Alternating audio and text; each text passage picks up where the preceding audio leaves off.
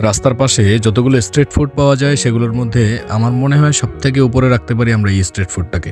এইটা খেতে যেমন ভারী মজা, তেমন কিন্তু এর উপাদানগুলো আমাদের শরীরের জন্য বেশ উপকারী বটে। জায়গা ভেদে নামের পরিবর্তন দেখা দিলেও এখানকার স্থানীয় লোকাল ভাষায় এটাকে বলা হয় বারো ভাজা। হ্যালো এভরিওয়ান, আসসালামু আলাইকুম। 2-4-5 টাকার এই স্ট্রিট ফুডেই কিন্তু আমরা বরাবর আটকে যাই। শহরের অলিগলিতে থাকে হাজারো রকমের স্ট্রিট ফুড, তার মধ্যে প্রত্যেকটা স্ট্রিট ফুডেরই দামের ভিন্নতা রয়েছে। মেলা অনুষ্ঠান আয়োজনের ক্ষেত্রে তো রয়েছেই, এমনকি ওয়াজ মাহফিলের আয়োজনেও এরকম স্ট্রিট ফুডের দেখা মেলে। এই বারো ভাজা তৈরিতে যে কয়টা উপাদান ব্যবহার করা হয় সেগুলোর মধ্যে অন্যতম হচ্ছে ছোলা। ছোলা কিন্তু আমাদের স্বাস্থ্যের জন্য অনেক বেশি গুরুত্বপূর্ণ। আর তারপরে যেটা ব্যবহার করা হয় সেটা হচ্ছে কাঁচা পেঁয়াজ, আর সেই সাথে রয়েছে কাঁচা লঙ্কা, তারপরে সাথে রয়েছে লেবু, আর সেই সাথে রয়েছে আরও একটা গুরুত্বপূর্ণ উপাদান, সেটা হচ্ছে সরিষার তেল। এর বাইরেও রয়েছে আরও বেশ কয়েকটি উপাদান, তার মধ্যে আদা কুচি কুচি করে কাটাও কিন্তু অন্যতম। এটা দিয়ে একটা ফ্লেভার তৈরি হয় এবং এর মজাও কিন্তু বহুগুণে বেড়ে যায়। বারো ভাজায় ব্যবহৃত কাঁচা লেবুর ফ্লেভারটা কিন্তু অসম্ভব সুন্দর এবং খেতেও ভারী মজা। এরপরে কাঁচা লঙ্কার দিকে শিফট করা যাক। আসলে কাঁচা লঙ্কা দিয়ে যে কোনো জিনিস কিন্তু বহুগুণে মজা বৃদ্ধি পায়। সেটা হতে পারে ঝালমুড়ি অথবা চানাচুর মাখানো অথবা এই বারো ভাজা।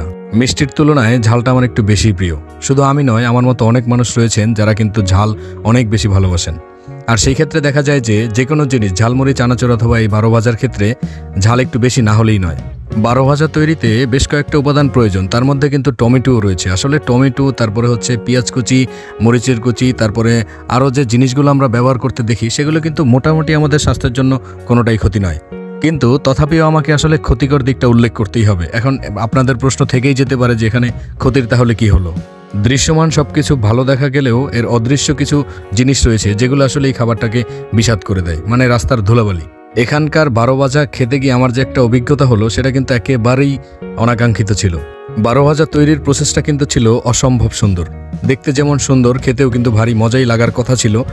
শুধু মজা লাগার কথা না, আসলে মজা লাগেই। তো আমরা এর আগে পরে যেখানেই খেয়েছি আমরা বেশ ভারী মজা পেয়েছি, কিন্তু এখানকার অভিজ্ঞতাটা ছিল ভারী তিক্ত প্রকৃতির। কারণ দেখা যাচ্ছে অনেক সুন্দর করে আসলে এগুলো মিক্স করা হচ্ছে, আর এগুলোর মধ্যে যে মশলাগুলো ইউজ করা হচ্ছে সেগুলো কিন্তু সেই লেভেলের একটা ফ্লেভার দিচ্ছিল। এটাতে ব্যবহার করা হচ্ছে ধনিয়ার গুঁড়া, যেটার কিন্তু ফ্লেভারটা অসম্ভব সুন্দর। সেই সাথে রয়েছে বিট লবণ, আরও রয়েছে মরিচের গুঁড়াও। আর অবশেষে যেটা ইউজ করা হচ্ছে সেটা কিন্তু ছিল একেবারে সবার প্রিয় সরিষার তেল। এটা খাঁটি কিনা জানি না, তবে সরিষার তেল বরাবরই আমাদের জন্য উপকারী। সবকিছুই মোটামুটি উপকারী ছিল, সেই ভেবেই আমরা দোকানের সামনে দাঁড়িয়েছিলাম। শুধু আমরা নয়, সেখানে কিন্তু ব্যাপক মানুষ জড়ো হয়েছিল এই বারো ভাজা খাওয়ার জন্য। তো আমরা যখন বারো ভাজা নিয়ে মুখে দিলাম, এত পরিমাণে বালু ছিল, বালুতে একেবারে কিসকিস করতেছিল, মানে পুরো মুডটাই অফ হয়ে গেছে। তো আমি চিন্তা করতেছিলাম আসলে শুধু আমরা না, এখানে যারাই কিনতে আসছে তারাই কিন্তু আসলে বারো ভাজার সাথে বালুই খাচ্ছে, যেটা সবার জন্যই কিন্তু অনাকাঙ্ক্ষিত ঘটনা বলেই বিবেচিত হবে।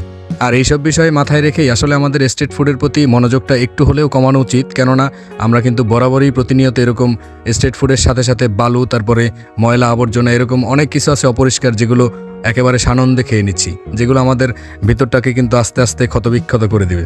আর তাই আমি সহ সবার প্রতি আহ্বান থাকবে, সবাই যেন আমরা স্ট্রিট ফুড থেকে নিজেদের বিরত রাখার সচেষ্ট চেষ্টা করি। কেননা এগুলো কিন্তু আমাদের ভিতরটাকে একটু একটু করে ক্ষতবিক্ষত করে দেয়।